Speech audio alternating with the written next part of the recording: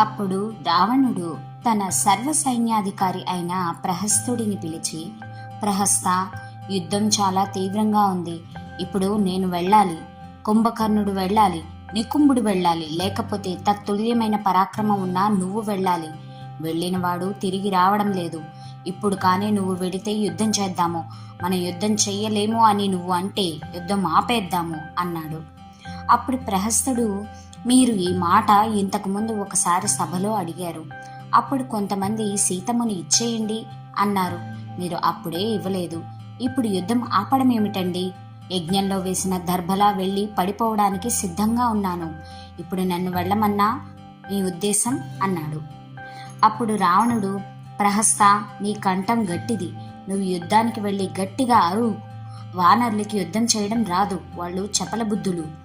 నువ్వు గట్టిగా అరిస్తే అన్ని వానరాలు పారిపోతాయి. అప్పుడు యుద్ధ భూమిలో ఒక్క రామలక్ష్మణులు తప్ప ఎవరు ఉండరు. అప్పుడు నువ్వు వాళ్ళని సునాయాసంగా కొట్టేయచ్చు అన్నాడు. అప్పుడు ఆ ప్రహస్తుడు రావణాసురుడికి ప్రదక్షిణ చేసి, రథానికి ప్రదక్షిణ చేసి కొన్ని లక్షల సైన్యంతో యుద్ధానికి వెళ్ళాడు. ఈయనకు కూడా అనేకమైన అపశకునాలు కనపడ్డాయి.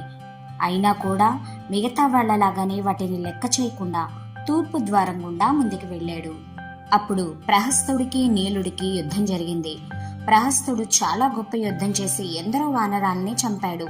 ప్రహస్తుడు నీలుడి మీద బాణాలను ప్రయోగిస్తే ఆ బోతు మీద వర్షం పడితే అది ఎంత సంతోషంగా ఉంటుందో, నీలుడు కూడా ఆ బాణాలు పడుతుంటే అంత సంతోషంగా ఉన్నాడు. నీలుడు ఒక చెట్టుని పెకలించి ప్రహస్తుడి రథాన్ని కొట్టాడు. అప్పుడు ఆ రథం పడిపోయింది. తరువాత ఒక పెద్ద సాల వృక్షంతో ప్రహస్తుడి గుర్రాలను కొట్టాడు. ఆ తరువాత ఒక శిలను తీసుకువచ్చి ప్రహస్తుడి మీద పడేశాడు. దాంతో ఆ ప్రహస్తుడు కూడా మరణించాడు.